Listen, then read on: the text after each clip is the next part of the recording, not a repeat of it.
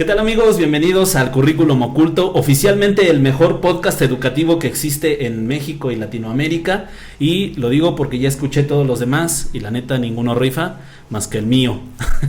El día de hoy estamos con una entrañable compañera, amiga, en algún momento fue mi autoridad y también pues me guió en estos oscuros caminos de la educación, y el día de hoy es un gusto para mí presentar a la maestra Laura Gilda Mejía García.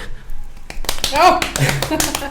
Hola, creo que nos quedaron mal las animadoras. Ay, esas animadoras, Dios mío, ¿qué pasó ahí? Yo esperaba la ovación, esperaba... Pero es que como nos hicieron dudar, que la canción, a ver. Este es, decíamos antes de empezar la grabación, que es el primer podcast con animación incluida y todo. Sí, por favor. Qué bueno que trajo porra, maestra. Ay, por la vez no la habías mencionado adecuadamente. ¿Sabe qué estoy pensando? ¿Cómo voy a quitar los picos que salieron en el micrófono? Maestra, primero voy a empezar con la pregunta que le he hecho a todos. ¿Cómo le fue de estudiante? ¿Era buena alumna? Depende del nivel, de la edad. Y de lo que digamos buena alumna. Y de lo que dimos, y de la referencia y de la definición que tengas de buena alumna. Durante la primaria, secundaria, muy buena alumna. Entré a la escuela, mi mamá es maestra. Entonces yo iba a la escuela desde que nací. No había Sendy en ese entonces, así que yo iba siempre con mi mamá. Hasta que un día entré a un salón en donde había niños chiquitos, y simplemente me quedé y aprendí a leer, escribir, sumar, restar a los 4 años. Y ahí me quedé en la primaria, y así salí a los 10 de la primaria, entré a la secundaria, salí a los 13, entonces esa época fue muy buena estudiante. A ver, ahí ya no entendí. O sea, ¿se quedó oficialmente a los 4 años? Sí, porque antes no había tanto problema con las actas de nacimiento. Ajá, entonces sí. Alguien modificaba el acta, yo ya tenía 6, así que entraba, y cuando iba a salir el certificado en sexto año, cambiaban el acta de nacimiento al inicio de sexto, y ya yo tenía ya la edad correcta, se corrigía, no había problema, no había las plataformas que existen hoy, no se verificaba contra CURP, así que no había bronca, y salida de la edad correspondiente. Digo, mi interés no es evidenciar nada, pero no existía el CURP. No, el CURP inició como antes de que yo entrara a la normal, como por el 96, 95, por ahí inicié el CURP. Entonces cuando yo nazco en el 74, no existía, ni quien lo conociera. ¿Y no le fue difícil como interactuar con los niños 2 años más grandes? Sí, porque en la boca es en donde genera problema. Yo quería estudiar medicina, hago examen para el poli, me quedo en boca 6, y perfecto, fenomenal, yo fascinada, pero la diferencia ahí sí se notaba mucho, porque yo era una niña y ellos ya eran adolescentes, mis intereses eran diferentes y yo quería pertenecer. En esa interacción repruebo matemáticas, eran 6 materias, repruebo mate, paso 5 en puro examen a título de suficiencia, me voy al siguiente semestre, ocurre exactamente lo mismo, quedo de ver mate 1, mate 2, paso al tercer semestre, debiendo mate 1, mate 2, me echo todo el semestre porque me iba a las canchas, con tal de pertenecer. Sí, claro. Me ponía ahí con los chavos, platicar, y ya no entré a la escuela. Eso provoca que me saquen de la vocacional, y me voy 6 meses a paro, sin estudiar, sin nada. Me regañan en mi casa, por supuesto, claro. Pero me nivelo. Y en esa nivelación me mandan a tomar clases particulares de matemáticas. Cuestión que me genera muchísimo beneficio, porque cuando entro a una particular, pues yo era el número 1 de los 3 años, ¿no? Siempre estábamos como punteándonos, y ahí soy muy buena alumna. No hay pinta, no hay nada, te dedicas únicamente a estudiar, pero ya todos somos de la misma edad. O sea, en ese interín se fueron los 2 años que llevaba de ventaja. Exactamente. Entonces ahí entendí que no funciona adelantar a los niños. O sea, no es cierto que aprendes más, sino la maduración emocional, la maduración psicomotriz es muy importante para que los chavos puedan entender y puedan comprender el nivel en el que están. Entonces, y ese es todo un tema ahora, por ejemplo, para que entren de tercero de kinder a primero de primaria, ¿no? Pareciera que vienen como con un plus el hecho de que el niño ya venga leyendo y escribiendo, ¿no?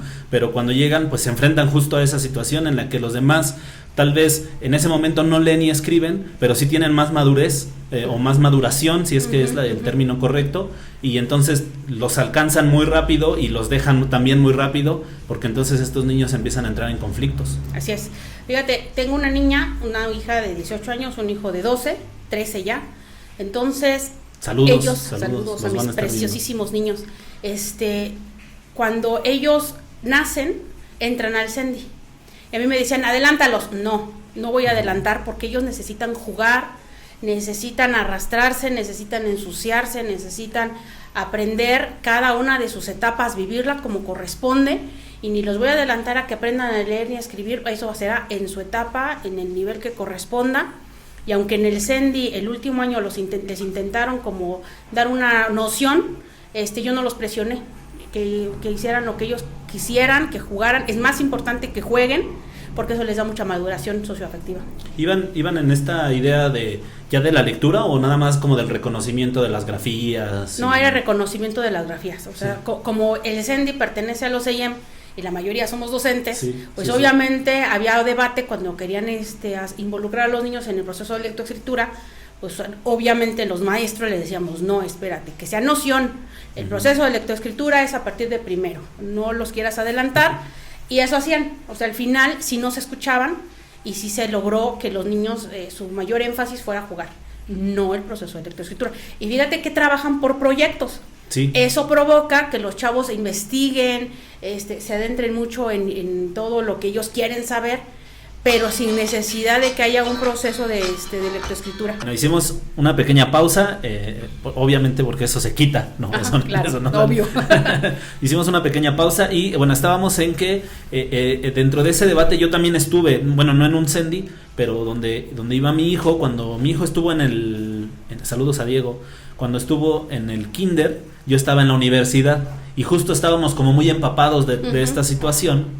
Y me tocó estar en una junta en la que las mamás se querían comer a la maestra porque sus referencias eran otros niños que estaban como, o sea que el sobrino ya leía y también estaba en tercero, y que porque aquí no, y seguían haciendo dibujitos, ¿no? Y proyectos de este estilo en el que los niños pues se despierta mucho su curiosidad. Y entonces pues yo les decía, es que infórmense, no tendría que ser así, y si lo están haciendo pues no sé si sobre todo se da en los privados, ¿no? Entonces, si en ese lugar pues están pagando, pues tal vez deberían reconsiderarlo. Sin embargo, yo también vi los beneficios de la guardería, no del CENDI, no, mi hijo no le tocó, pero sí de la guardería y cómo se despierta también la curiosidad en ellos. Yo tengo el gusto de haber conocido a sus hijos hace 5 años. 5 años. 5 años. Y yo me acuerdo de ellos muy despiertos, muy alegres. Y yo también veo eso en Diego, en mi hijo, ¿no? Que, cómo lo odio, porque yo quisiera ser así, ¿no? Yo quisiera también ser despierto, así de despierto. Animoso, platicador y con curiosidad a flor de piel, sí, queriendo investigar todo del mundo. Y que de repente se para y canta como si nada, ¿no? Y yo, todavía con mis complejos no lo hago. Entonces es interesante cómo se les despiertan cosas que tal vez no valoramos, pero como dice usted, a los 15 años se ven y se ve claramente qué niño fue a la guardería y cuáles no. No, y además el índice de alumnos o el porcentaje de alumnos que cursa CENDI culmina el 99% de la universidad. Es un dato que se ha generado en los CENDIs. Porque, insisto, cuando somos hijos de maestros, cuando somos parte del mismo sistema, te vuelves a encontrar, ¿y cómo le va? ¿Cómo está Shali? ¿Dónde está Shali? ¿Dónde está Emiliano? No, pues se quedó en la Gabriela Mistral, ¿no? Los dos están en la Gabriela Mistral, la número 2, la secundaria número 2 de la Ciudad de México. ¿Y Shali dónde está? No, pues está en CU, en la Facultad de Derecho. Entonces dice, sí, es que ellos van a acabar. No hay duda de que van a tener una carrera profesional, de que van a tener un mayor porcentaje de éxito en la situación profesional, en la situación emocional, porque ellos tienen un proyecto muy claro desde que son niños. Saben que lo que inicia, se termina, no se abandona. Les puede costar mucho trabajo, sudor, lágrimas, sueño, lo que sea, pero saben que lo que se inicia se termina, y en esa situación pues van ellos recorriendo su propia trayectoria, y hasta ahorita eso ha ocurrido, ¿no? Inicio la tarea, la termino, inicio un proyecto, lo culmino, sin ninguna necesidad de estar regañando o presionando, ¿no? Y qué difícil formarlo. A mí me cuesta, ¿no? Todavía de repente quiero hacer algunas cosas. Sin embargo, yo creo que en este momento estamos muy acostumbrados a la cultura del mínimo esfuerzo y de ver que las cosas se hagan rápido, ¿no? Yo quisiera que este canal llegara rápido a 1 millón de personas, pero no estamos dispuestos a pasar el proceso. Y justo en un podcast ahí que escucho, justo se habla mucho de eso, de cómo el proceso, cuando la recompensa se vuelve el proceso, entonces estamos en un círculo virtuoso, ¿no? Y entonces estos niños empiezan a formarse viendo que es bueno concluir tus proyectos, que es bueno tener metas y alcanzarlas, y entonces pues como dice usted se van formando en torno al éxito, pues, no sé si le podamos decir así, ¿no? Y van generando una inercia de logros que los van a llevar seguramente. Yo no solo digo que el tener un título profesional ya sea la maravilla, la octava maravilla, pero te ayuda, ¿no? Lo que pasa es de que en el proceso se desarrollan habilidades del pensamiento. Estas habilidades del pensamiento obviamente propician la reflexión, el análisis, que lleva a que tu cotidiano sea cuestionado diariamente, en el sentido de si me pongo esto o me pongo el otro, si como esto o como chatarra, si en lugar de entrar, mejor me voy a una fiesta, o en esta clase tengo que entrar forzosamente y no me puedo ir a fiesta, aunque tenga ganas de ir. Claro. Entonces, ese tipo, todos los días tomamos decisiones, todos, desde que nos levantamos hasta que nos dormimos, que me pongo, lo que sea, son decisiones que se toman diariamente. Entonces, cuando hay un proceso implicado de manera natural, eso genera que empieces a tomar decisiones más conscientes. No significa que sea bueno o malo, significa que tienes más toma de conciencia de tu propio yo, y eso te ayuda a alcanzar tus metas. Sí. No necesariamente el éxito, sino las metas que tú te estás proponiendo. Claro, y no necesariamente tienen que ser académicas, ¿no? Si tú quieres viajar, hacer un posgrado, estudiar un idioma, tocar la guitarra, ¿no? Exacto, jugar fútbol. Nosotros tenemos esa plática en el grupo. Yo tengo ahorita 6º año, y ahora que hemos estado viendo esto del proyecto de vida, hemos hablado mucho de eso, ¿no? Les decía yo, de repente hay que descomponer una meta muy grande en unas más pequeñitas, y si diario te pones algo que te va acercando a tu sueño, por decirle de algún modo, pues diario estás contribuyendo y tienes más posibilidades que aquella persona que quiere hacerlo en un día, ¿no? Entonces, si el niño me dice, yo quiero ser maestro, ¿no? Le digo, no entiendo por qué, pero aparte le digo, oye, bueno, pues entonces tienes que seguir una serie de pasos, y entonces todos los días, pues haz algo que te acerque a tu meta. Si tú crees que ser maestro es haber leído mucho, bueno, pues diario lee unos 10 minutos, diario cumple con una meta pequeña que te va a ir acercando a esa meta más grande. Fíjate que mi hija sale del CENDI, entra a la escuela donde estaba el sector, en ese momento era TP de sector, y mi hija llegaba, se iba al salón corriendo, salía y subía a la oficina. Y estaba feliz, pero el proceso de lectoescritura que llevó la maestra le costó mucho trabajo, mucho, entonces reprobó, le costó mucho trabajo MSP, y dices, bueno, es que son las más fáciles, ¿cómo es posible? Pero eso que genera que la cambie de escuela. Ahí hubo otro proceso que también se le complicó, y en segundo la vuelvo a cambiar de escuela. Entonces ella quería estudiar inglés, ella tenía muchísimas ganas de saber qué era estudiar inglés. La metemos en una escuela particular y cambian los procesos, porque hay más exigencia, hay más seguimiento a lo que los niños elaboran, tiene más maestros, porque es la maestra de inglés, la de educación física, la de computación, etc. Entonces se tiene que adaptar. Y una de las maestras le deja un texto infantil de 120 hojas, ya a finales de segundo. Es que no lo voy a acabar, y lloraba, pese a todo lo que ya traía encima, lloraba porque sentía que no iba a poder. Entonces mi esposo le dijo, vamos a hacer una cosa, ¿para cuándo es la lectura? No, pues para dentro de un mes. Ok. ¿Cuántos días son? Con calendario en mano, ¿no? Pues que son 29, 28, no sé. Empieza el marido, reparte las hojas, te tocan de 7 hojas por día, 8 para que le avances. Ok, entonces ella en esa reflexión se da cuenta de que cuando hace esa partición, logra. Y hoy mi hija se lee libros de 400 hojas en una semana, y si le interesa, en 2 noches, ¿no? Entonces, cuando efectivamente empiezas a señalarle a los chavos que en el proceso se va logrando metas diarias, logras alcanzar el éxito, el sueño, la meta, el propósito, el nombre que quieras. Claro. Pero es importante que lo vean en pequeñas cosas, en pequeñas acciones, no tan ambiciosas, pero que lo hagan. Y al final van rompiendo esquemas que ellos tienen en casa. Claro, y es algo súper operable dentro de un aula, ¿no? O sea, totalmente. Yo lo hice así, teníamos el minuto de lectura, Uh-huh. y los niños hasta les daba risa porque decían, ay, ¿cómo un minuto, no? Entonces empezamos con 1 minuto y luego ese minuto se hicieron 2, y después llegó un momento a lo largo del tiempo, obviamente, que 15 minutos y los niños querían seguir leyendo, ¿no? Uh-huh. ¿Por qué? Porque habíamos formado este hábito tal vez con 1 minuto que podría parecer insignificante, pero que les formaba ya el diario. Leíamos 1 minuto, a veces se leían una hoja, a veces hoja y media, a veces no terminaban una hoja, pero de ese modo empezaban a formarse el hábito y después ya no les costaba trabajo, al contrario, se les hacía como más interesante el seguir leyendo, Uh-huh. ¿no? Y de hecho hay una recompensa, porque cuando te das cuenta de que algo que creías imposible, lo alcanzas, entiendes que no hay cosas imposibles, Claro. ¿no? Simplemente es una situación de hacer, no de pensar, sino de Sí. hacer, lograr, y diario ese granito, ese minuto de lectura que te va llevando a una satisfacción más grande, porque el cuerpo tiene memoria, y cuando tienes una satisfacción de haber logrado algo imposible, algo súper difícil, todo lo sientes, la emoción lo sientes en todo el cuerpo, y te llena de orgullo, y sientes padre, y dices, sí pude, Claro. y eso genera la cadenita hacia volverlo a hacer.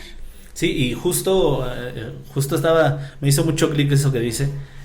Yo creo que en el momento en el que uno incluso empieza a ser riguroso hasta con su tiempo para decir, ok, en este ratito me voy a dedicar a esta tarea, pues empieza uno a maximizar su potencial, porque ya empieza uno a leer, pero ya no solo lees, no te cuesta tanto trabajo enfocar tu atención durante media hora, la enfocas en 1 minuto y te es más fácil comprender una hoja que 30, Uh-huh. ¿no? Entonces empiezas a sentirte satisfecho, empiezas a ver que, como dice usted, lo imposible nada más está en nuestra mentalidad y en el hecho de ponerle acción, ¿no? ¿Quieres hacer algo? Les decía, pues nada más empieza a hacerlo, ¿no? ¿Quieres grabar un programa o quieres no sé, aprender a hacer tiros de 3 puntos en el básquetbol?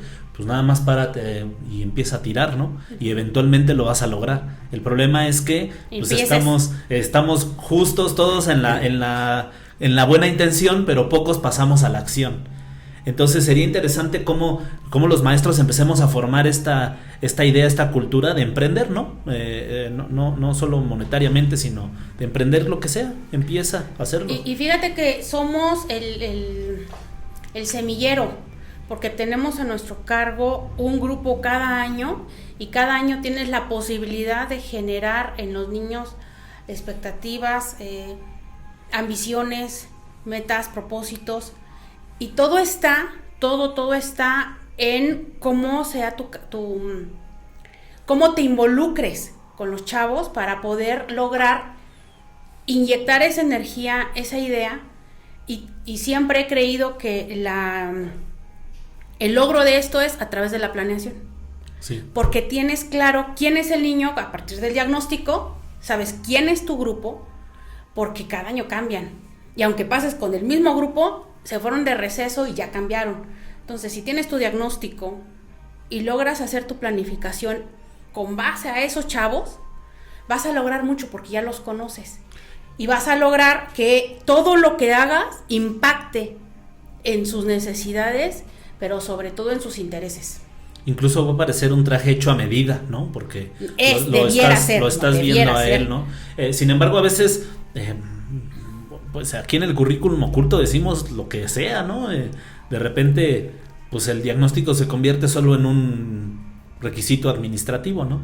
Y entonces se hace nada más ahí como por entregar el último día, ¿no? Y entonces pocas veces impacta con esos beneficios que usted dice.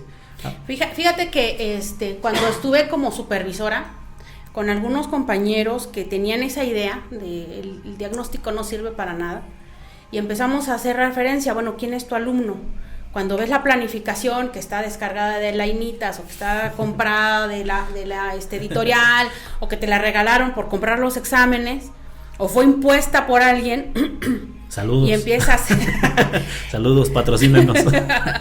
Entonces, ¿qué dices? Ok, estos son tus chavos, ¿por qué no tienes su atención? A ver, aquí está tu planeación. Este niño es muy inquieto, no está observando, está jugando, está dando lata. ¿Cómo los incluyes? Aquí no está en tu planeación. No mencionas a Juan, a María, a Pedro, no están aquí. Tú solita desde aquí ya lo estás olvidando, los estás haciendo invisibles. Y ellos están entendiendo el mensaje y es lo que están haciendo. Claro, y en términos en términos actuales, pues ahí no hay inclusión. No. Y no estamos hablando solamente de niños con necesidades, ¿no? Simplemente el niño que no entra en la generalidad que tú contemplaste a la hora de hacer tu diseño, por pensar que hiciste el diseño, no que llegaste a hacerlo al momento, pues ya están excluidos sin necesidad de tener ninguna discapacidad motriz o intelectual. Así es, y ya cuando empiezas a involucrar a estos niños, cuando empiezas a cambiar la forma en la que haces tu planificación, le digo, es que aquí no importa que le pongas, que le rayes, es tuya.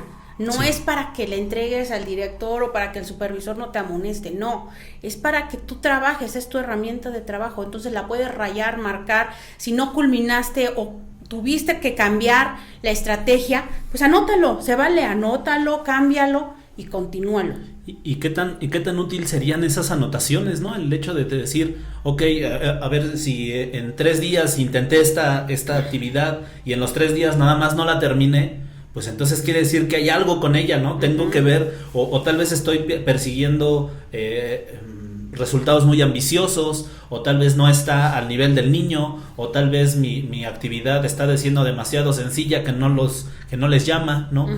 Sin embargo, pues pareciera que la planeación nada más es como la meta que hay que cumplir y si se cumple bien y si no, pues se olvida, ¿no? Entonces yo creo que justo de ahí tendría que venir el estudio pedagógico, ¿no? En el amplio sentido de la palabra, pues de ver qué está pasando, ¿no? De empezar a clasificarlo y de ese modo empezar a cambiar las cosas. Fíjate que ese es muy importante. Yo recuerdo cuando estábamos trabajando con ustedes, mis 3 tutorados, que estábamos en la supervisión, yo me acuerdo que hacías esa reflexión, maestra, es que me cuesta trabajo, no entiendo cómo. Hasta que por fin hiciste clic con tus chavos y empezaste a generar situaciones que no necesariamente era lo que tú hayas aprendido, sino las lograste entender, adaptarlas, y entonces como que te fue funcionando. Sí, justo eso platicábamos con el maestro Manuel en el programa pasado, hace una semana, porque él fue mi tutor y es justo lo que yo le decía, o sea, cuando yo llego al aula, pues me entero de que nada funciona como yo lo creía en la universidad. Y justo ahí pues entra la historia que tenemos en común en ese sentido, en el que pues sí, nos tocó platicar largo y tendido, nos tocó leer y releer y pelearme yo, vaya, no con usted, sino con la planeación de estar ahí viendo qué me servía y qué no me servía, hasta que justo me quité un poquito de eso, o de esas costumbres o ideas preestablecidas, prejuicios pueden ser. Y pues entonces ya hice lo que me correspondía. Incluso me acuerdo de un jalón de orejas que me dio una vez y que la verdad tenía razón. Ahora lo veo, después tal vez un poco del tiempo, y sí es cierto, o sea, no estaba cumpliendo con lo que debía. Pero pues en ese momento es difícil para el maestro decir, pues tiene razón, ¿no?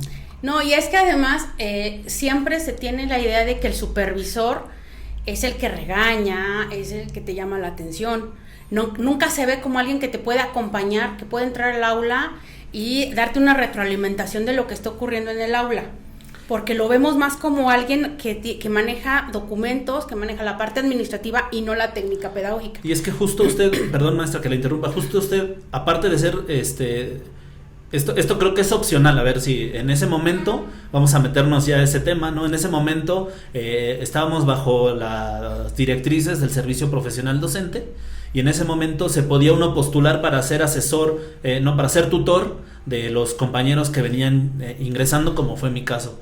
Pero no todos los supervisores eran tutores. ¿Por qué usted se propuso? A ver, aquí el Servicio Profesional Docente emite lineamientos. En esos lineamientos saca una convocatoria invitando a los docentes frente a grupo que den la tutoría. Era nuevo, nadie entendía qué iba a pasar. Decían, es que va a haber un pago, y los maestros, pues no creo que haya pago, entonces nadie se animaba. En los mismos lineamientos decía que si no existían docentes, tenían que ser los asesores técnico-pedagógicos. Si ellos tampoco podían o no querían, tenían que entrar forzosamente los supervisores. Ahí ya no era de si querías o no querías, era obligatoriamente entrar. Entonces, era nueva en la zona, acababa de ascender, igual por concurso. Sí. Llego, entero que hay 3 nuevos integrantes por concurso que necesitaban tutoría. Obviamente se hace toda la documentación y entro como tutor. Todos los supervisores de mi generación que tenían esta condición eran tutores, o sea, tenían que ser tutores. Y sin la intención de pisar callos ni nada, yo no quiero hacer referencia a nadie, pero se suponía que estábamos tutorados, ¿no? Pero pues no habíamos hecho las actividades en ese momento. Y ya cuando llegó usted, pues dijo, a ver, ¿qué llevan? Y pues, ¿cuál? No llevaban nada. Entonces, bueno, me doy a la tarea, porque era mi responsabilidad, no solamente me gusta mucho el seguimiento, el acompañamiento. Insisto, fui 9 años asesor técnico pedagógico de sector, y mi intención al estar ahí era dar ese seguimiento. No se podía porque las características en ese momento eran diferentes. Cuando llego como supervisor, ya me abrieron la puerta y yo dije, de aquí soy. Y sí, me encantaba, ¿no? Porque tienes que dar más tiempo. La normatividad exigía que fuera en horario diferente del escolar. Entonces, si tú recuerdas, tu horario era de 8 a 12:30 y tú llegabas a las 12 y cachito, te daba tutoría, entrábamos al turno vespertino, se iban y para completar los minutos que quedaban pendientes, pues lo trabajábamos el viernes en la tarde-noche. Sí. Entonces, nosotros no teníamos 3 días de tutoría como marca, sino un día más para compensar los minutos o las necesidades que ustedes tuvieran por llegar tarde, que los papás los entretuvieron, alguna devolución que tuvieran que hacer. Y eso hacía, pues, que tuviéramos una interacción muy sana, muy nutritiva, de mucho debate, porque eran 3 maestros con características diferentes. Tú venías de la UPN y la otra compañera venía de La Salle, y la otra compañera venía de escuela particular, ya había trabajado. Entonces se enriquecía mucho el diálogo y se generaban muchas situaciones. Recuerdo mucho que cada uno decía, es que mi planeación no se parece a la del otro. No se tiene que parecer. Es que no tiene los mismos elementos. No, debe tener los elementos básicos, pero la planeación y el acomodo es para ti. Sí. ¿No? Porque siempre han pedido un formato. No, el formato lo haces tú. Incluso como te vaya dando sentido a ti, ¿no? O sea, yo me acuerdo que en ese formato que hicimos, porque todavía lo tengo, ese todavía lo uso, que construimos en la tutoría, pues a mí más o menos mi estructura de pensamiento era pues como ir jerarquizando de lo más general hasta lo más particular. Y de ese modo pues me funcionaba, entendía yo. Ahí había, no recuerdo la de Ale y la de la maestra Susana, pero he visto otras en las que pues a los compañeros les funciona más como tener en una sola hoja la contextualización y en todo lo demás van haciendo otras cosas. Entonces yo sí creo que en ese momento pues a mí por lo menos me ayudó muchísimo a ponerme de verdad dentro del camino que tenía que ser ya la dinámica laboral incluso. Porque esa era la intención de la tutoría, por eso se me hacía tan extraordinaria. Porque cuando yo salgo de la normal en el 2000 no existía la tutoría. Salgo de la Benemérita, entro a una escuela cercana a mi domicilio y no hubo nadie que me acompañara. La diferencia fue que yo soy hija de maestros, bueno, mi mamá es maestra, entonces ya sabes qué es lo que ocurre, cuando firmas, a dónde vas, cómo interactuar con los compañeros, ya tienes una idea. Sí. Pero los compañeros que no, les cuesta muchísimo trabajo, desde entrar a la escuela.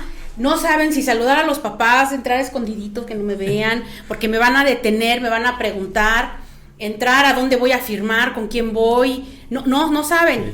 Yo me encontré a Ale cuando en ese momento ve que nos daban por prelación. Entonces yo me encontré a Ale, un saludo Ale, espero un día venga. Estaba sentada al lado mío cuando nos estaban asignando, vamos al Escuela. sindicato, y ya veníamos con nuestro nombramiento y todo, pero ella estaba al lado mío. Y entonces yo estaba ahí con unos compañeros también de la universidad. Y entonces a la hora que dicen vayan con su coordinador sindical y quién sabe qué, yo ya ubicaba al maestro River, ¿no? Y entonces pues yo ya lo tenía identificado dónde estaba, vi que había gente, no me apuré a levantarme, y yo volteo y la veo y veo que está así como volteando para todos lados, ¿no? Bien espantada. Y le digo, maestra, ¿para dónde va? Y me dice, pues es que pues me dieron esta hoja, pero pues no sé ni con quién. Y entonces ya veo. Y pues íbamos a la misma escuela, estábamos ahí sentados. Pues le digo, véngase. En ese momento pues no la conocía, no tenía la confianza. Le digo, véngase, es ese profe y todo. Y justo eso, me preguntaba, pero es que ¿a dónde hay que ir? ¿Con quién hay que platicar? ¿No? Pues ya venía conmigo, ¿no? Y entonces ahí hicimos una amistad muy bonita que dura hasta ahora. Pero justo yo ya también venía empapado, yo también pues soy hijo de una maestra. Y entonces pues ya está uno más habituado al trajín de este. Sí, te sabes mover. Entonces la tutoría lo que genera, o la intención que genera, es desde enseñarte dónde está la escuela, hacer como un recorrido por la zona, explicarte más o menos qué hay cerca, ¿no? Como para que entiendas tu contexto, y a partir de ahí pues empiezas con la situación tanto de currículum oculto, ¿no? Que se dan las escuelas, los grupos, los líderes, los directores, cómo te tienes que relacionar con todos los compañeros, que no entiendes, porque llegas y si la escuela tiene problemas de liderazgo en donde hay más de 2, ya se empieza a generar problemas porque hay grupos. Y entonces ¿con quién me voy? ¿Con melón o con sandía? ¿Dónde me conviene? Sin embargo, bueno, la intención de la tutoría es enfrentarte a esta situación más amablemente, que te vayas dando cuenta de que sigue siendo un contexto humano en donde hay necesidades, hay ambiciones, hay ideas, hay circunstancias que particulares de cada institución, y pues bueno, no te sientas tan aislado, más bien te integres, y pues buscar también, ¿no? Que si esa escuela tiene alguna situación problemática respecto a los grupos, pues tratar de ir haciendo una sola escuela. Incluso yo creo que a usted le tocó un proceso muy interesante en esa zona de reconstrucción, ¿no? Porque venía de varios cambios entre directivos, docentes y autoridades, y entonces le tocó pues como empezar a unir esas nuevas piezas, ¿no? En nuestro caso, y yo lo agradezco mucho, pues nos tocó el estar codo a codo, tal vez nuevos todos, ¿no? En ese momento, y empezar a generar una nueva visión de zona, que pues yo creo que hasta el día de hoy se mantiene, porque ya, bueno, no ha habido tantos cambios, pero pues seguramente algo hemos dejado. Usted ha mencionado algo que ya teníamos como un tema que más o menos recurrente y que platiqué con usted, esta parte de ser hijos de maestros, ¿no? Yo tengo una teoría de que todos los hijos de los maestros tenemos como los mismos problemas psicológicos. Ok, dijera mi maestro de psicología, locura, entonces, exacto, ok, de acuerdo, ¿no? Entonces, y alguna vez que hemos platicado como que coincidíamos en algunas cosas, ¿no? De que, yo veía que mi mamá y todo esto, y entonces ese tema a mí se me hace bien interesante porque es algo humano, algo que está ahí y de lo que rara vez se habla. Yo creo que yo me acuerdo que vivía celoso de los alumnos de mi mamá. Ahora se me hace pues tal vez medio inmaduro, ¿no? Pues era un niño. Sin embargo, ahora, por ejemplo, ¿no? Con mi hijo, no sé qué tanto estoy repitiendo lo que hacía mi madre, ¿no? Pues sería cuestión de preguntarle a Diego. Lo vamos a traer. Sí, porque al final no hacemos lo mismo, no somos el mismo. El mundo donde tú eras niño ya no existe, sí. Ya cambió, y Diego está viviendo en otro mundo totalmente diferente. Pero a veces los modelos los repetimos, ¿no? No, modelos sí. Los modelos sí los podemos estar repitiendo, tal vez las circunstancias. Entonces estábamos platicando acerca de que el mundo ya no existe, y le decía yo que a veces repetimos los modelos, tal vez inconscientemente, ¿no? Sí. Entonces por eso le decía yo que me lo pregunto. Yo trato conscientemente de no hacerlo, pero pues no sé si a veces no me sale. Pues fíjate que, insisto, eso tendríamos que preguntárselo a Diego, porque al final cada hijo de maestro vive de maneras diferentes. Muchos de los amigos que yo tuve que son hijos de maestros, les costó mucho trabajo entender su realidad. Y los maestros, las maestras, amigas de mi mamá decían, es que yo atiendo a mis alumnos y desatiendo a mis hijos. Sí. ¿No? Y mi mamá lo que hacía era tenernos todo el tiempo en la escuela. Mientras éramos chicos y estábamos en edad de primaria, nos tenía todo el tiempo. Y en el turno vespertino estábamos con ella. Cuando llegábamos a casa, se olvidaba de que era maestra, se olvidaba de si había que barrer, trapear, hacer comida, no importaba, ella se dedicaba únicamente a nosotros, a platicar, a reír, a ver tele, a jugar, a descansar. Y una vez que nos dormíamos, ella hacía la comida, lo que tuviera que hacer, pero ya no estábamos nosotros. Yo creo que en esa situación no estuvimos abandonados, porque es un compromiso muy demandante, porque la escuela implica mucho desgaste emocional, sí, ¿no? Porque no es nada más un niño con el que interactúas con 30, 40, más los padres de familia, más los directores, y luego llega, ya es tu segundo turno, y luego llega y a la casa. Entonces no todas las personas están dispuestas a dar tanto tiempo. Sí, justo yo lo decía a lo mejor de manera burda, ¿no? Que de repente uno llega de escuchar niños, y quiero aclarar, no es que sea algo malo ni nada, pero emocionalmente llegas muy agotado, ¿no? De todo el día estar escuchando y atendiendo necesidades de los niños, ¿no? Que a veces uno quisiera llegar a casa y simplemente escuchar el silencio, ¿no? Sin embargo, cuando uno llega a casa, pues también están exactamente nuestros hijos, y nuestros hijos también demandando atención. Y mucha, demandan mucha atención. Y mi mamá eso fue lo que hizo, ¿no? Dedicarnos tiempo de calidad, porque pues no había mucho tiempo. Y yo decía, bueno, es que es cierto, ¿cuántas madres de familia tienen a sus hijos, los llevan a la escuela, salen, hacen la comida y el niño solo, ¿no? Sí. Luego la dan de comer y ya platican lo poquito que se pueda. Y luego hay que lavar los trastes y vete a hacer la tarea solo. Ajá, entonces, ya acabaste la tarea, ya, ok, entonces puedes salir a jugar, ya salí a la calle. Y entonces, ¿cuándo estuvo con la mamá? Sí, claro. Ese tiempo de calidad es el que importa, porque conoces al hijo, lo orientas, lo escuchas, sobre todo lo escuchas, oyes sus necesidades, porque no son las mismas de tu ya adulto, ¿no? A lo mejor tu hijo estaba súper triste porque perdió el lápiz que le había regalado la amiga. Y para él es un drama y es un escándalo porque no sabe qué hacer. Y para uno adulto dice, ay, es que esa es una niñería. En otro lápiz. Sí, ya, ¿no? Ajá, pero no, porque emocionalmente ese lápiz implica mucho. Así que es importante escucharlos. Y eso logra que tengas una mejor idea. Yo con los alumnos de mi mamá nunca tuve celos. No me causaba esa sensación de me quieres más a mí, quieres más a ellos que a mí. Por esa situación de que nos daba ese tiempo mi mamá. Y digo, para nada esto es un reclamo a la mala a mi madre, ¿no? Seguramente también... Saludos a Rosita, donde saludos estés. Hasta el otro lado, ya está del otro lado. Sí, me imagino. O sea, no del otro lado de la existencia, sino del río, está en Illinois.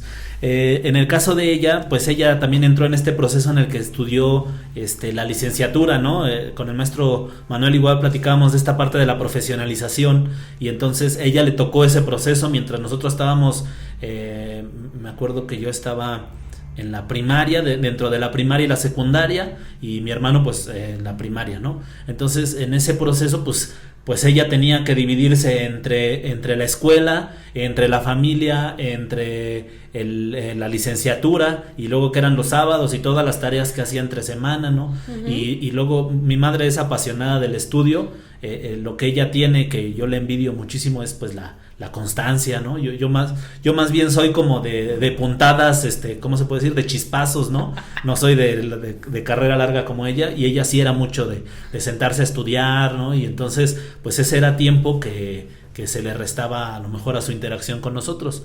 Y vuelvo a repetir, a lo mejor en ese momento, pues de niños, ¿no? Pues yo lo reclamaba, o yo decía, ¿por qué no está más con nosotros? Pero era injusto, era completamente injusto, porque pues no comprendía tal vez ahora lo que entiendo. No, y es que es complejo porque Estoy casi segura que Rosita te daba ese tiempo de calidad, pero lo que tú querías era más tiempo, claro. Porque te gustaba tanto estar con ella que el tiempo que estabas se te hacía poco. Más o menos. Ay, conozco a tu madre, mis respetos, Rosita. Sí. No, no vengas. No, tu hijo. No. Entonces, la segunda vez que lo voy a mencionar, ella pudo estar aquí, no quiso, me dijo que le daba flojera venir al currículum oculto. Ya hubieras hecho por eso mis traumas. Ya hubieras hecho reunión por Zoom, digo, aprovechando las tecnologías. Esperemos en la siguiente vuelta que dé, traerla y platicar, porque estaría padre. A mí se me hace interesante el que, bueno, nosotros lo platiquemos desde nuestra perspectiva de hijos, pero también esa parte de darle el derecho de réplica, de decir, oye, pues yo también estaba haciendo, a lo mejor ahora lo veo yo como esta parte de mejora, y bueno, si yo me meto a un curso es para tener mejores condiciones para mi familia, y entonces pues eso me va a quitar tiempo con mi hijo, con mi familia, y pues es el mismo caso, ¿no? Uh-huh. Entonces, ¿cómo entonces nosotros pues empezamos a generarnos traumas? Pues tal vez de nada, ¿no? Y es que insisto, ¿no? Es complicado. Los hijos siempre estamos en desacuerdo con los papás. Si yo lo quiero verde y me lo da verde, porque me lo dio verde, yo lo quería verde clarito y me lo dio verde fuerte. Sí, no es del tono que no es el tono que yo quería, entonces es complicado porque... Pero en su caso, por ejemplo, de mamá buena onda, cool, ¿le pasa también? De mamá buena onda, pues habría que preguntarle a los chamacos, fíjate, porque procuro escucharlos, escuchar a mis hijos, procuro estar atenta a lo que necesitan. Ellos saben, y estoy cierta, me cuentan todo, incluido todo. Hay veces que dice, ay, ojalá no me lo dijeras, pero todo me cuentan, ¿no? ¿Por qué me dijiste eso? Sí, ¿no? Pero me lo cuentan, o sea, y esa es la intención, porque si te ocultan algo, es como un abogado, ¿no? Tú llegas y quieres que te lleve un caso, pero le ocultas algo, ya no te puede defender igual. Claro. Y aquí pasa lo mismo. Es preferible que te lo cuenten todo y no los juzgues, los escuches, los orientes, y al final lo que estás haciendo es que puedan tomar decisiones de vida a largo plazo, porque les estás dando la herramienta, no les estás dando el pescado, los estás enseñando a pescar. Sí. Entonces yo estoy con la intención de que en algún momento yo ya no voy a estar, van a estar solos, ¿no? En una línea de tiempo que se supone que los papás se van primero y después los hijos. Entonces ellos en algún momento van a estar sin mamá y deben aprender a tomar decisiones, y esas decisiones saben que van a repercutir y que al final ellos van a vivir lo que ellos están escogiendo.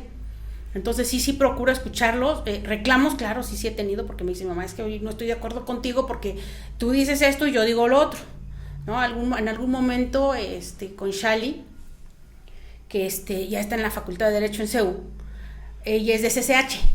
Entonces el estudiante de CCH es un libre pensador, porque así lo orientan los maestros. Uh-huh. No es el que hace kilos y kilos de tarea, no, es el que piensa, el que razona, el que investiga, cuestiona. Entonces en algún momento empezó con el feminismo, y yo burlándome, no porque estuviera en contra, sino para picarle la cresta. Ay, es que tus feminazis, es que no son feminazis. ¿Qué provoqué? Que estudiara un poco más y me quisiera explicar qué es y por qué yo estaba en lo incorrecto.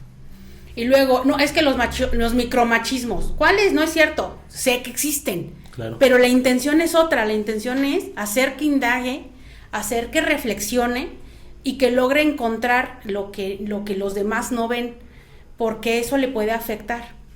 Claro, incluso en ese poder de decisión que ellos tienen, ¿no? En el que yo apenas tenía esa plática con mi hijo, con Diego, le decía, pues es que el que va a decidir eres tú, hijo. Y si tú decides mal, las consecuencias van a ser para ti. Entonces, todos los días, no quisiera repetir lo mismo que ya decíamos, ¿no? Pero todos los días decidimos cosas buenas o malas para nosotros. Entonces, si tú no quieres esa consecuencia, pues entonces no vayas por esa causa. No sé si se puede relacionar así la causa-consecuencia, ¿no? Si no quieres esa consecuencia, pues no hagas esa causa y va a salir todo bien. En el caso de su experiencia de hija de maestra, ¿qué tuvo presión por esta parte de ser a mí me acuerdo que mi mamá me decía, es que la gente va a decir el hijo del maestro, y mira cómo es medio burro, ¿no? Y eso. Mira, presión siempre hubo, pero mi mamá por lo menos a mí me decía, no le hagas caso a la gente. Uh-huh. no escuches a la gente, porque nunca les vas a dar gusto. Entonces, desde chiquita fui hija única, 5 años. Nace mi hermano y yo exigía demasiada atención. Entonces a él como que lo relegaron un rato, entonces yo seguía siendo como la única.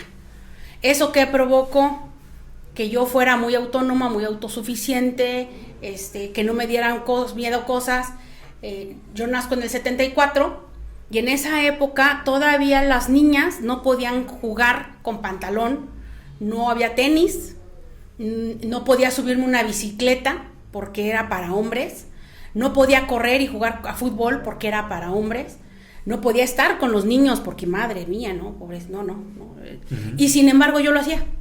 Yo llegaba con mi vestido a Morelos, en donde está la mayoría de mi familia, llegaba a Morelos con mi vestido de terciopelo largo, llegaba hasta los talones porque yo era princesa, mis medias blancas, mis zapatos blancos, llegaba a Cuernavaca, imagínate, calor con terciopelo, me subía a la bicicleta y era una bajada, porque está en Temisco, entonces era una bajada enorme y había que frenar con los pies.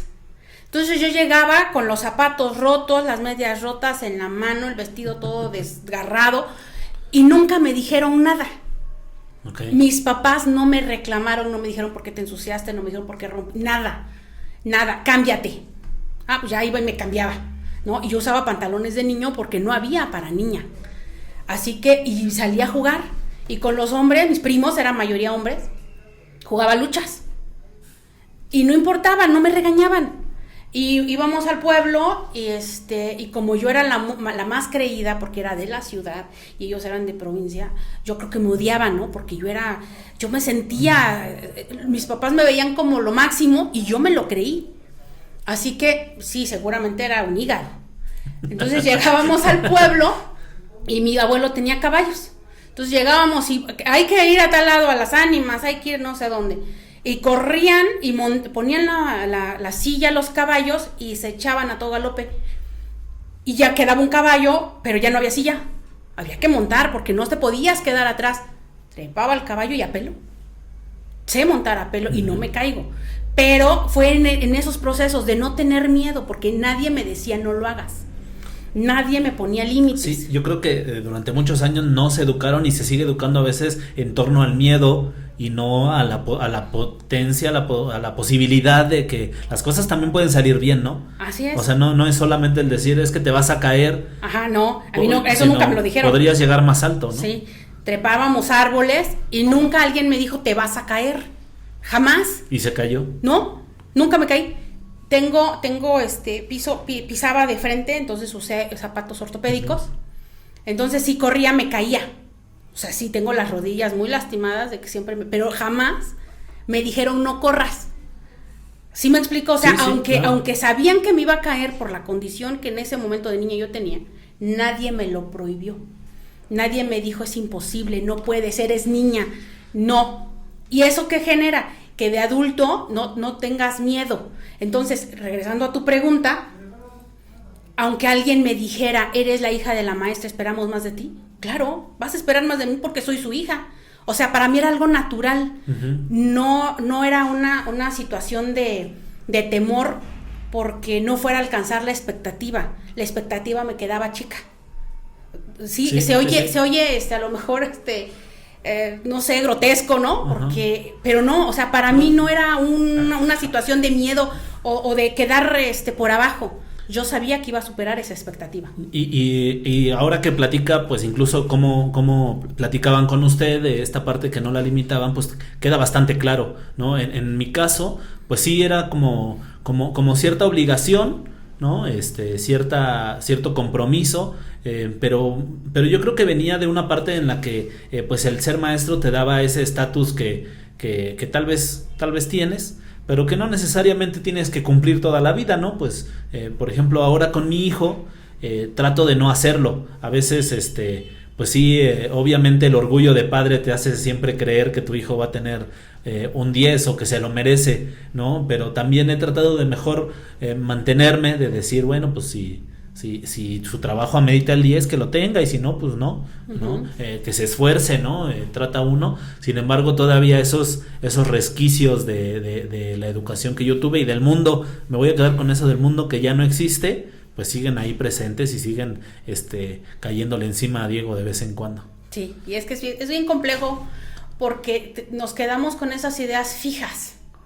Tenemos esa es nuestra verdad, claro. Así es, son nuestras creencias. Y nosotros somos seres de creencias. Creemos en Dios, creemos en que no existe, creemos en una iglesia, creemos en otra, creemos que somos Superman, creemos que no podemos. Entonces, las creencias al final importan mucho porque resultan ser nuestros limitantes para lograr o no lo que pretendemos. Fíjese que en esta parte del estudio psicológico, psicosociológico raro, es bien interesante cómo también los maestros tenemos una parte muy particular de hablar con nuestros hijos, de hablar de nuestros hijos, porque pues nosotros estamos empapados de esta interacción con los niños, y de repente nos es fácil ver pues cuando los problemas se evidencian, de qué manera se evidencian, aparte de nuestra formación, ¿no?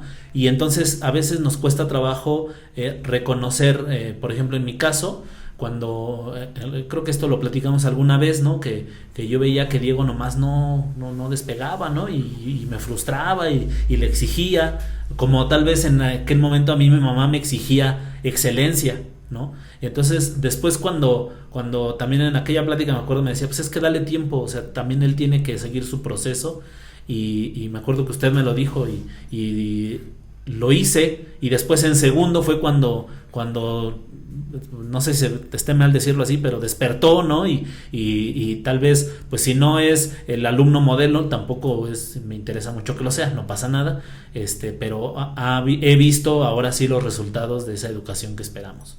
Y es que yo recuerdo a Diego que tú tenías una idea, tú tienes una definición de hijo.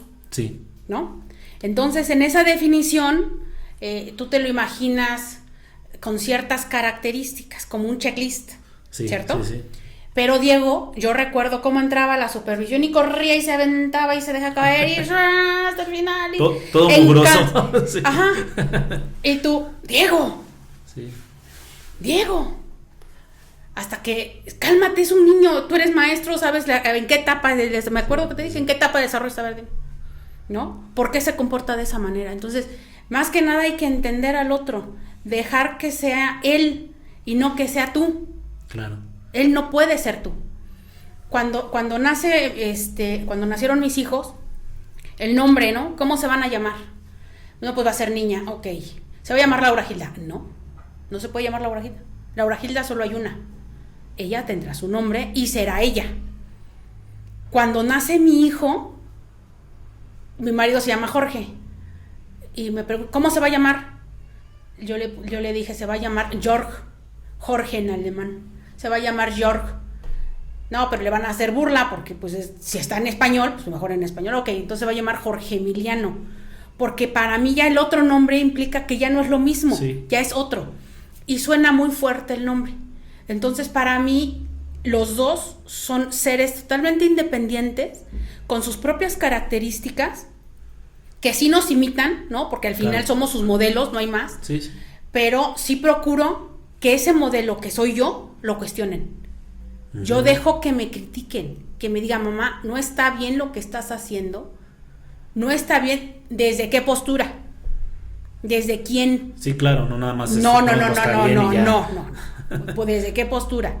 ¿Qué es lo que está mal? O sea, analizamos, y eso es muy doloroso y cuesta mucho trabajo, pero al final, eso lo único que logra es que ella deconstruya las situaciones y que ella se vaya formando en su individualidad y que no sea Laura Gilda, que sea ella. ¿Y alguna vez le ha dicho algo así que le ha dejado pensando y que sí lo ha cambiado? ¿O sí le...? Sí, en algunas situaciones, sobre todo con la manera de pensar de familia, de esta situación de ¿por qué piensas de esa manera si ya no existe esa situación, ¿no? Claro. En el sentido de que, por ejemplo, mis papás, ¿no? Mi mamá atiende a mi papá. Sí, ¿no? Sí. Yo atiendo a mi esposo, pero me gusta. Yo estoy consciente, y yo se lo he dicho, ¿no? Yo estoy consciente de que en una pareja son dos, pero a mí me gusta atender a tu papá. Es algo que hago por gusto, pero es que está mal. Para ti está mal. Para ti, para mí no. Porque a mí me gusta hacerlo. Es una manera de decir te amo, te quiero, me gusta atenderte, ¿no? Y él hace lo mismo, pero ella siente que debiera ser diferente, ¿no? Digo, entonces no te preocupes. En algún momento tú tendrás una relación de pareja y en ese momento tú decidirás qué haces. Si eres libre y yo jamás te voy a criticar. Ella sabe que yo no quería tener hijos. Yo le decía, yo no quiero tener hijos, no era mi máximo. Yo quería estudiar, viajar, tener doctorado, posdoctorado, tener 2, 3 carreras. Ese era mi máximo. Cuando ella llega y decidimos tenerla, pues decidimos con todo, ¿no? Y nos convertimos en padres y padrísimo. Llega Emiliano y más padrísimo, ¿no? Es fenomenal ser mamá. Me encanta ser mamá. No puedo haber una comparación porque no hay manera de compararlo, ¿no? Claro. No hay manera de decir, voy a ser papá un ratito y si me gusta me quedo y si no me voy. No hay manera, eres papá o no. Voy por cigarros. Sí, no, y ahí te quedas, ¿no? Entonces ella dice, hoy yo no voy a ser mamá. Le digo, está bien, no hay problema. O sea, yo creo que más adelante puedes cambiar de idea. No voy a cambiar, pero si lo haces es válido, porque no necesita necesariamente lo que vives hoy es lo que vas a vivir después. Tu nivel de madurez, recordemos que el cerebro no madura hasta los 21 o 22, más o menos. Sí. Y entonces no puedes ver ciertas circunstancias que rodean tu vida. Entonces no puedes tomar decisiones ahorita, a tan largo plazo. Si tú quieres ser mamá o no quieres ser mamá, eso lo decidirás en su momento. Y justo es el punto, incluso, por ejemplo, con mi hijo con los tatuajes, ¿no? Yo tengo tatuajes, entonces es como difícil decirle, no, tú no te tatúes. Y justo ese era el punto, le decía, bueno, pues el chiste es que no estás en el momento de madurez para tomar una decisión que conlleve toda tu vida, ¿no? El tatuaje que yo me hice o los que yo me he hecho, pues son porque tuve la madurez y yo ya sabía que era algo con lo que yo realmente podía cargar toda mi vida, ¿no? Entonces, ya bajo esa perspectiva, pues ya tal vez no voy a ir a tatuarme el nombre de Belinda. De Belinda, ¿no? Los ojos de Belinda, ¿no? Por más que ella quiera andar conmigo, y ya le dije que no. Entonces, Y fíjate que ese tema de tatuajes, ¿no? Mis hijos quieren tatuarse, yo me quiero tatuar, no tengo un solo tatuaje. Y yo ya decidí que me voy a tatuar, pero necesito que crezcan más porque soy idea, soy imagen, soy ejemplo. Entonces yo no me voy a tatuar hasta que estén más grandes. Y mi hija me dice, mamá, ¿cuándo me voy a tatuar? Le digo, cuando tenga cédula. Es más, ¿te vas a tatuar? La cédula profesional. Sí. Ahí ya si quieres tatuarte las nalgas si quieres, pero ahorita no. Sí, justo. Y yo estoy completamente de acuerdo, ¿eh? En ese sentido, sí, mi postura para nada es contradictoria ni es hipócrita, vaya. Está bien y si la gente se quiere tatuar, haga lo que quiera, siempre y cuando haya resuelto también el tema, pues sí, tiene que ver lo económico, tiene que ver lo social, y entonces ya si después de que lo solucionaste, pues te quieres tatuar, pues hazlo, ¿no? Sin problema. Bien, maestra, pues esta plática, sobre todo esta parte, está para horas, ¿no? De plática y plática. Sin embargo, pues el currículum oculto tiene que ir ahí a lo educativo, ¿no?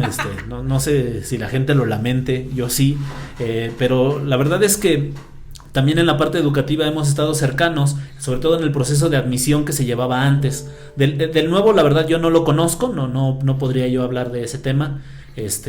Sin embargo, en aquel momento el proceso que se llevaba pues era cuestionado políticamente, en el sentido de que si dejaba muchos afuera, de que si entraban algunos otros, ¿no? Sin embargo, usted estuvo cercana, por lo menos con nosotros, y también pues conoció de los lineamientos, ¿no? Porque me acuerdo que revisamos los cuadernillos y todo eso.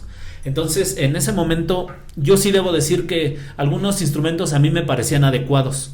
No podría compararlos ni con los de antes ni con los de después.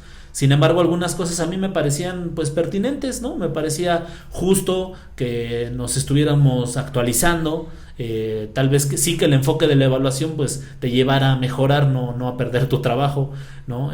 Sin embargo, en aquel momento y en aquel proceso, maestra, usted pues nos acompañó y con eso pues también sembró en nosotros las ideas que usted tiene, y eso es en lo que quisiera yo platicar, ¿no? En ese momento platicábamos me acuerdo que usted hacía un comentario, me hacía un comentario, me decía, es que de repente puede ser muy jovial, puede ser muy divertido, pero si no estás cumpliendo con los objetivos, si no estás llevando a tus alumnos al punto en el que tú los quieres tener, pues entonces todo eso es irrelevante, ¿no? Entonces, maestra, ¿qué aspectos tendría uno que ir cubriendo, aparte de ser buena onda, aparte de decirle mi amor a todos los niños, para que realmente uno empiece a encauzar a los niños hacia en ese momento eran las competencias, ahora se podrían decir los aprendizajes clave o esos objetivos, vaya, que se ponen en el currículum? Fíjate que primero tienes que conocer a tus niños. No hay más. El diagnóstico, hace rato dijiste, yo pensaba que era un elemento más que solamente tenía un ámbito administrativo. Y no, si tú no conoces al otro, no puedes impactar en él. Tienes que saber quién es, cómo es, cómo aprende, de cuál es su contexto. Cómo se desarrolla en este contexto, tanto en el aula como fuera en el ámbito de la escuela y en el ámbito de familia. ¿Quién es? ¿Cómo es la familia? Una vez que empiezas a conocerlo, te das cuenta de que va a haber algunos puntos en donde todos se pueden encontrar por la edad, por las características del propio grupo, y partiendo de ahí es como empiezas, insisto, en hacer la planeación. Cada uno de nosotros también tiene una manera de aprender, pero sobre todo de enseñar. Entonces tienes que empatar quién eres con los otros, con quiénes son ellos. ¿Qué de tus características, qué de quién eres, de quién es Ituriel, empata con lo que es con lo que son ese grupo? Ahora sí, encuentras que con ellos el stand-up es padrísimo, porque a partir de los chistes explicas naturales, explicas historia y explican situaciones tan complejas como la línea del tiempo. ¿Sí? Y encuentras que para ver español te sirve mucho juegos como hacer una carta, como hacer un crucigrama, hacer una historieta, y te funciona, pero ya los conociste, sabes quiénes son y que eso les interesa. Siempre que partas del interés del chavo, siempre vas a lograr engancharlo. Entonces, maestra, estábamos platicando acerca de cómo entonces el maestro, ¿no?, podía hacer que sus actividades tuvieran el mayor éxito posible. Yo sí creo que hay que abandonar la idea de que van a tener el total de éxito, ¿no? Pues ahí siempre pues algún aspecto no funciona, el mismo niño puede estar, ¿cómo se puede decir?, en un día súper atento, súper receptivo, y al otro día no tanto, ¿no? Sin embargo, bueno, pues trata uno de maximizar los buenos resultados. Nos decía usted que lo primero era pues también partir de los intereses de los niños, ¿no? Y mantenerlo con su propia investigación, con su propia curiosidad. Si logras que él se enganche y que empiece a investigar lo que él quiere saber, y tú lo vas orientando hacia los aprendizajes clave, por supuesto que va a tener más impacto. Y lo que tú dices es cierto, ni siquiera nosotros de adultos mantenemos la atención todo el tiempo de manera sostenida, y los niños pues mucho menos, su nivel de atención es menor. Claro. Entonces en esa situación pues hay que hacer que lo que están trabajando les llame la atención, hacer que ellos quieran estudiar, porque cuando tú fuiste a la UPN y yo a la normal, nos decían que aprender en una escuela no es natural, no es parte del proceso como un humano, un animal, Homo sapiens, no es un proceso natural, porque aprendes haciendo. Entonces cuando involucras al chavo en su propio aprendizaje, lo logras todo, y ellos van a aprender lo que ellos consideren interesante para ellos. Incluso tiene que ver más con la exploración que con la documentación, ¿no? O sea, Así tiene es. que ver más con que vamos a pensar en este modo primitivo, ¿no? Uh-huh. Pues se exploraba algo que se desconocía y se quería conocer, pero si esa parte pues no te llamaba ni la atención, pues no tenías a dónde ver. Por eso este modelo me gusta, el plan 96, el plan actual, me gustan en el sentido de que permiten que el niño aprenda. Sí, tienes un aprendizaje clave que es a donde tienes que llegar, sí, eso es claro, pero el cómo llegues, el proceso, que es el que va a seguir el chavo, es el que te permite y es el que te enriquece. Y es el que te da tantas bondades, o sea que tú puedes poner lo que quieras. Aquí hemos platicado y justo le da un papel ponderante al currículum oculto, en el sentido de que hay un espacio enorme abierto para que también lleves ideas, para que también siembres mentalidades, ¿no? Para que también hagas este proceso de cambio que yo creo que el maestro pues es dentro de las aulas, ¿no? Y que no necesariamente tiene que estar peleado con el currículum oficial, sino que ahí, pues, por ejemplo, cuando se habla de la diversidad, ¿no? No recuerdo exactamente el tema, el punto curricular exacto, sin embargo, pues sí se habla de la diversidad y de la tolerancia, por ejemplo, ¿no? Y entonces, pues también ahí entra, pues, esta parte de la comunidad LGBT, ¿no? A la que, pues, hay que nombrar y hay que tener presente dentro del aula, en el sentido de la tolerancia, en el sentido del ser empáticos con los demás. Entonces, si bien en el libro no viene expresamente que digas que hay que ser tolerante y empático, pues es un excelente momento para empezar a hacer esa labor social, ¿no? No, y es que, perdón que te contradiga, pero sí lo dice, es parte de formación cívica y ética, y es la razón de que esta asignatura sea transversal y le pegue a todas las asignaturas, porque se parte del cotidiano y del deber ser, ¿no? Porque todos vemos un contexto aquí en Ciudad Nezahualcóyotl muy complicado, en el que los niños viven situaciones, normalizan situaciones que no deberían de ser normales, ¿no? En una situación de violencia, en una situación tanto en su casa como en la calle, en una situación en la que no es valorado porque es un niño, en la que es minimizado. Y formación cívica y ética les permite cuestionar a través de dilemas éticos, a través de cuestionar tu realidad, a través de otra realidad, y ver que sí puede haber un cambio.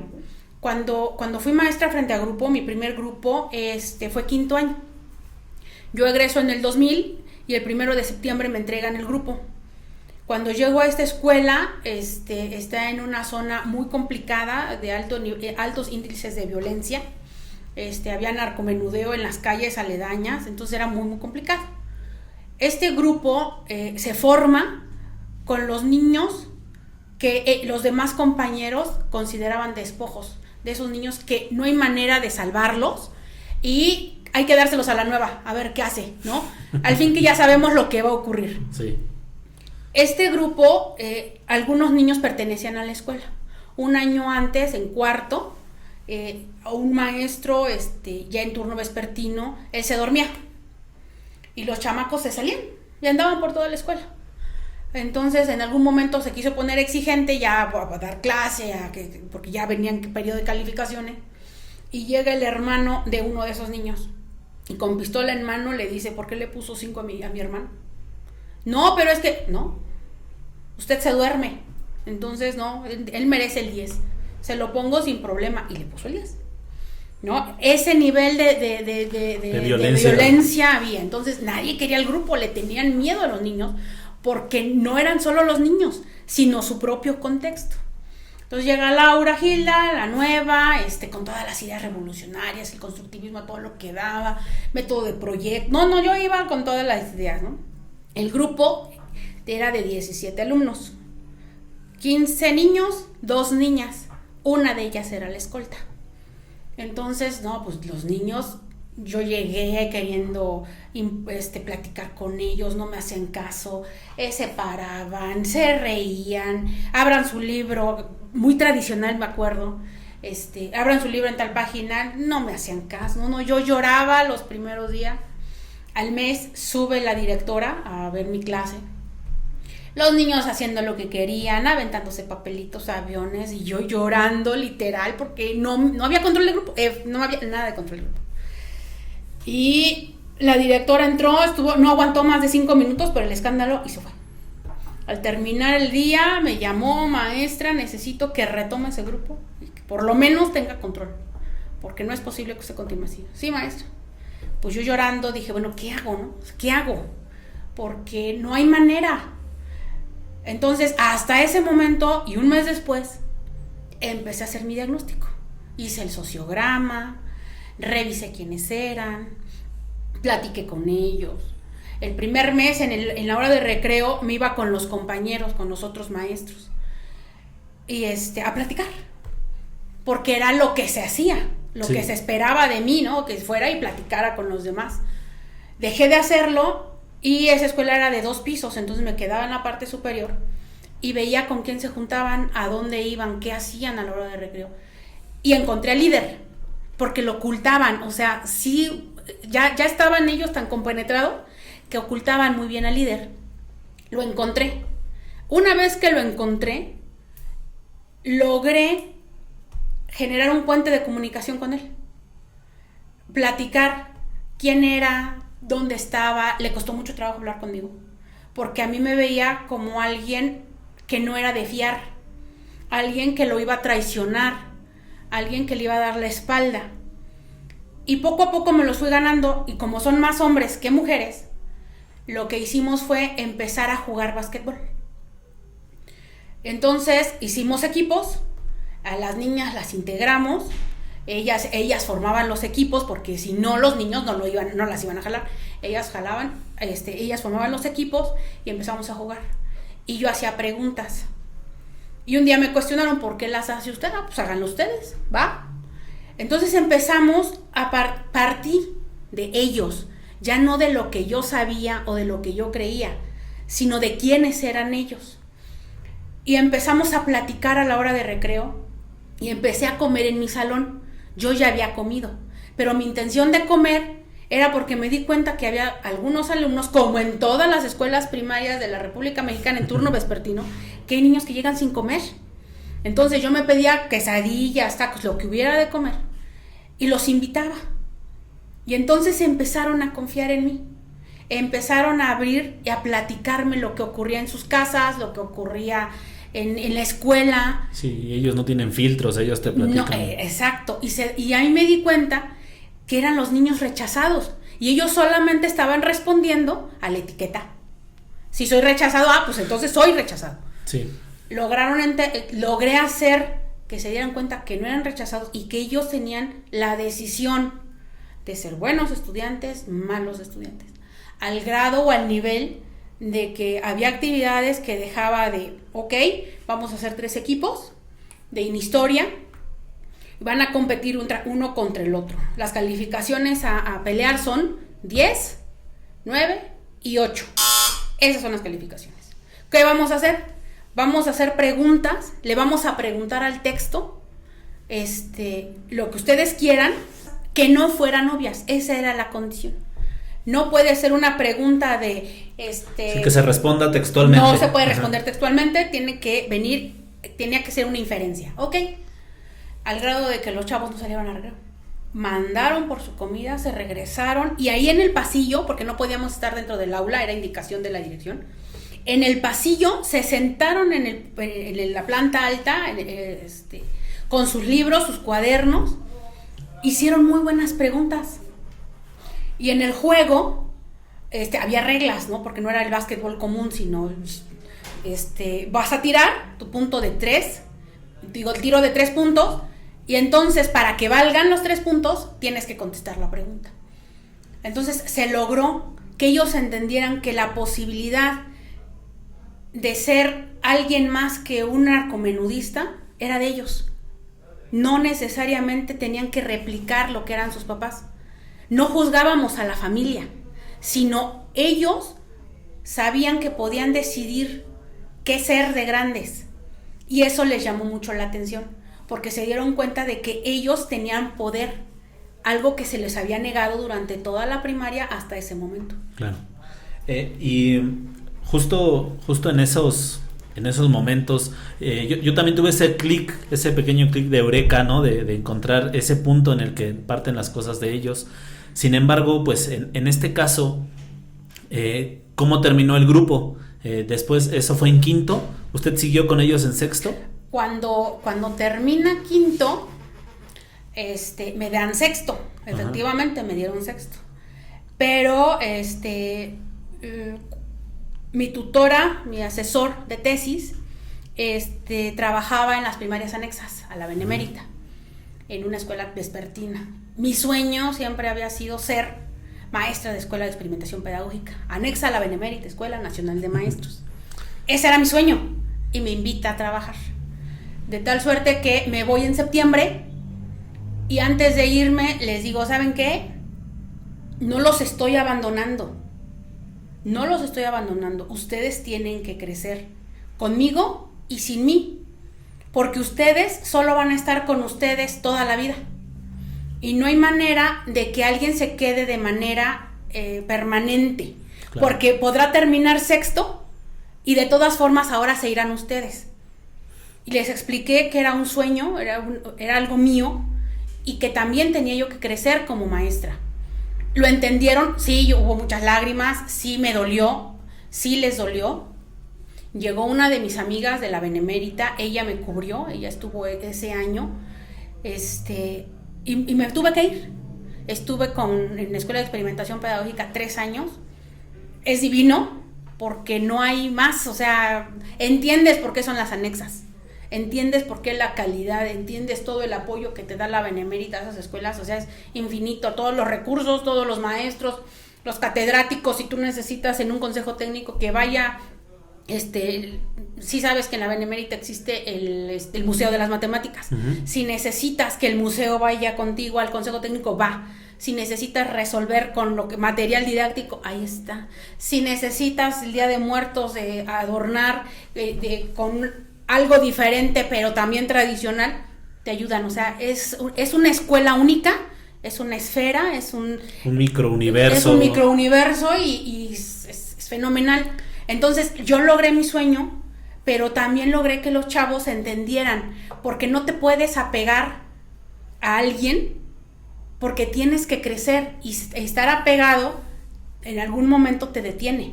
Claro, en mi caso usted me acompañó a picar piedra en aquel grupo también en el que no sé si se acuerde, no me querían, ¿verdad? En el que hubo hasta quejas, hasta se llevaron a niños porque ya era yo el maestro.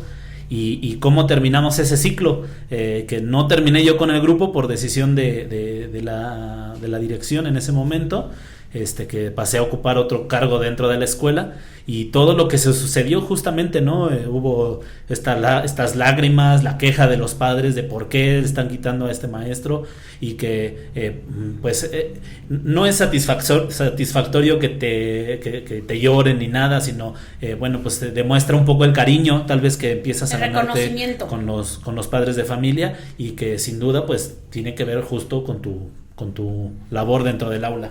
Y es que fíjate que en esa escuela, específicamente en esa escuela, es una escuela de alta demanda, ¿no? Sí. En donde inicia el ciclo escolar o las reinscripciones, y hay fila. Hay una fila eso? Que le da vuelta al mercado, sale desde un día antes. Sí. ¿No? Y hay huacales para aportar los lugares, porque todos quieren entrar en esa escuela, toda vez que saben de la calidad de los docentes y que cuando se enfrenten a la secundaria no van a tener tanto problema. Sí. Pero al mismo tiempo los papás tienen una idea, así como nosotros tenemos una idea de los alumnos, los papás tienen una idea del maestro y qué esperan de ese maestro.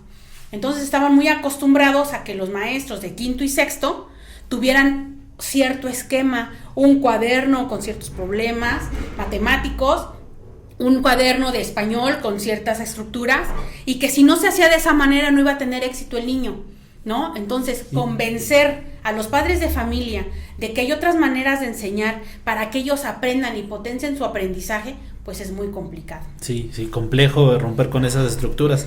Y después en la siguiente escuela donde ahora estoy, me sucedió lo mismo, ¿no? Que llegué y ya se andaban yendo todos al otro grupo y bueno, ahí me tocó, ténganme paciencia, quédense, y ya si no les gusta, pues ya los cambiamos. Y no, afortunadamente nadie se quiso ir después. Maestra Laura Gilda, pues ya terminamos, le agradezco muchísimo. Yo creo que esta plática todavía nos da para otros 25 errores de producción más. ¿no? Sin embargo, bueno, pues ya vamos a dejarlo con esos que tuvimos y pues le quiero agradecer mucho, de verdad que siempre a mí me ha gustado mucho platicar con usted, siempre nos la hemos pasado muy bien y aún cuando hemos tenido discrepancias, siempre las resolvemos por la parte de la broma, de la risa y del diálogo. Muchísimas gracias, ¿le gustó la experiencia? Sí, nunca me han entrevistado, es raro, porque cuando eres maestro mandas a que entrevisten a los otros, ¿no? Es parte de las actividades, entonces, pues estuvo chido, me agradó, muchas gracias por haberme invitado, por haber, puesto tus ojos en mí, porque al final, pues no somos más que seres humanos que estamos aquí compartiendo y que pues tenemos experiencias diferentes y que cuando esas experiencias se platican y se ponen en la mesa, generan crecimiento, generan aprendizaje, empatía, y te das cuenta que el otro no es tan diferente a ti. Claro. ¿Sí? Hay más similitudes que diferencias y que al final pues somos un gremio que nos podemos ayudar y sería muy enriquecedor y podríamos ser tener mejores profesionistas dentro del aula, porque nos falta hacer clic, nos hace falta escucharnos, pero en un ambiente más técnico-pedagógico. Claro, justo la idea de este programa, de estos capítulos, pues es propiciar el diálogo para empezar, ¿no? Yo también creo que si no se me sentara yo con cada maestro de cada escuela, tendríamos para 1 o 2 horas de plática de entre las anécdotas, dentro de las impresiones y las reflexiones, ¿no? Entonces, si bien sería muy difícil tenerlos a todos, pues la idea es tratar de compartir con la mayor gente posible y justo estamos persiguiendo que no todos tengan que pensar como yo, ¿no? Hace ratito me decía, perdón que te contradiga, no, al contrario, o sea, si en algo, por ahí me hicieron un comentario justo al respecto de esto, de que en todos los programas pareciera que el conductor tiene que saber todo, y yo no, o sea, yo realmente hay cosas que no sé, no soy el maestro perfecto, pero sí, todos los días estoy intentando hacer algo que me ayude a mejorar, no quien quiero llegar a ser, pero sí quien fui, ¿no? Entonces, en ese sentido, pues yo invitaría a quien quiera venir, escríbanos, vénganse a platicar un ratito y no necesitan pensar igual que yo, estaría padre que alguien viniera y me dijera, no, pues yo creo que eso está mal y que por ahí no va y que podamos disentir y platicar, ¿no? Entonces, amigos, pues muchas gracias por vernos, muchas gracias por escucharnos, nos vemos la semana que viene. Y muchas gracias. Ahora sí la porra. Muchas gracias. Bye.